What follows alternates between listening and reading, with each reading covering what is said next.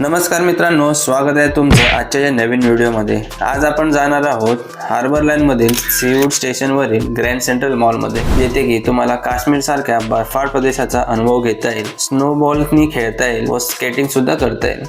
तर व्हिडिओ शेवटपर्यंत नक्की पहा, कारण की खूप इम्पॉर्टंट अशा गोष्टी या व्हिडिओमध्ये आपण कव्हर करणार आहोत। चला तर मग सुरू करूया स्नोबोर्डची आपली जर्नी।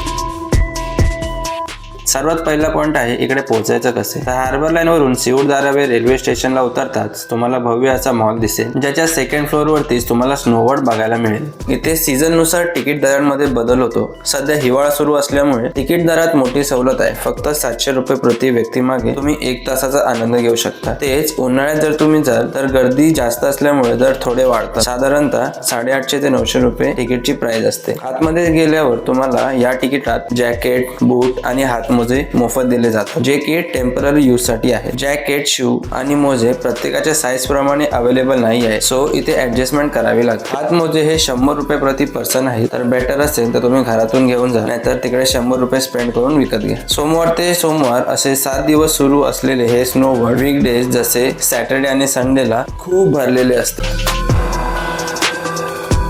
आज शिरताच तुम्हाला 10 डिग्रीचा थंडावा जाणवेल। इथला स्नो प्ले झोन मुलांपासून मोठ्यांपर्यंत सगळ्यांसाठी खास आहे। बर्फ म्हटलं की स्नोबॉल फाईट तर आलीच। तुम्ही तुमच्या मित्रमैत्रिणींसोबत किंवा फॅमिली सोबत बर्फाचे मस्त गोळे बनवून एकमेकांवर फेकण्याची मजा घ्या, आणि आम्ही पण ही मजा इथे खूप घेतली आहे।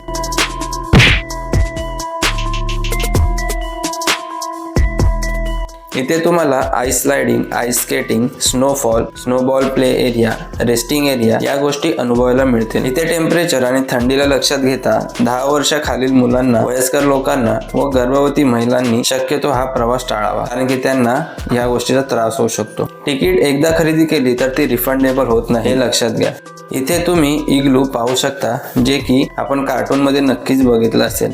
आत गेल्या बर्फ बघून सर्वांचा मूड एकदम अचानक फ्रेश झाला आणि सर्व बर्फाचे गोळे बनवून एकमेकांवर फेकायला लागले। आतमध्ये अजून एक अशी स्नोफॉलची मशीन आहे, ज्याच्यामधून पूर्ण स्नो संपूर्ण परिसरामध्ये स्प्रेड केला जातो। ह्याचा जेव्हा वर्षा होतो तेव्हा टेम्परेचर खूपच कमी होतं आणि इतकी थंडी वाजते की विचारू नका। आजूबाजूला तर काही दिसत नाही आणि आपल्याला खरा कोरा स्नोफॉलचा आनंद पण भेटतो। एवढी थंडी वाजते की हात सुद्धा लाल भडक होतात आणि तुम्हाला कानी कव्हर करायला लागतात, आणि त्या मोज्यामधून हात काढू नका, कारण की हात जर बाहेर आले तुम्हाला हात हलवताही येणार नाही, एवढी थंडी होते। ऍडव्हेंचर प्रेमीसाठी इथे खास स्नो स्लाइड आहे, जे की मोठ्या रबरी ट्यूब मध्ये बसून बर्फावरून वेगाने खाली घसरण्याचा अनुभव देते, जे की खूप छान वाटते। हे एकदा तरी ट्राय नक्कीच करा। तर स्वतःची काळजी नक्की घ्या आणि त्याप्रमाणे स्वतःला कव्हर अप करून ठेवा। तुम्ही इथे बघाल तर 2 प्रकारे बॉडी टेम्परेचर मेंटेन करण्यासाठी रूम आहेत। एक तर ब्ल्यू झोन मध्ये तुम्हाला दिसेल, इकडे तुम्ही येऊन रेस्ट करू शकता, नाहीतर एक छोटासा हाऊस आहे रेस्ट रूम मध्ये, तिकडे जाऊन तुम्ही 5-10 मिनिटं स्टे करू शकता। संपूर्ण ऍडव्हेंचर पूर्ण 1 तासात असल्यामुळे जेवढा त्याचा यूज करता येईल तेवढा यूज करा। सर्व ठिकाणी फिरून घ्या, कारण की एकदा टाइम झाला तर न्यू बॅच येते आणि त्या न्यू बॅचला आत पाठवलं जातं व तुम्हाला बाहेर जायला कन्व्हिन्स करतं। त्याचप्रमाणे जेव्हा तुम्ही इकडे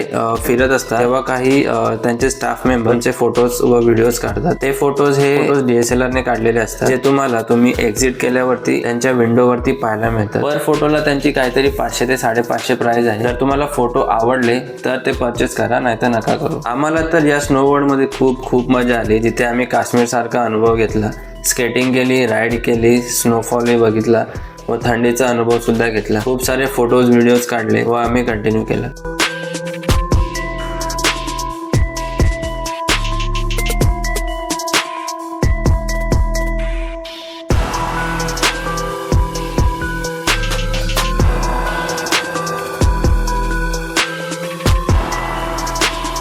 संपूर्ण वातावरणाचा अनुभव घेतल्यानंतर जेव्हा आपण बाहेर पडतो तेव्हा थोडं टेम्परेचर मेंटेन करण्यासाठी तिकडे बसावं लागतं। तर मित्रांनो, व्हिडिओ आवडला असेल तर नक्की लाईक, शेअर करा, आणि काही इम्पॉर्टंट माहिती भेटली असेल तर सबस्क्राईब करायला विसरू नका। तर भेटूया पुढच्या व्हिडिओमध्ये, तोपर्यंत बाय बाय।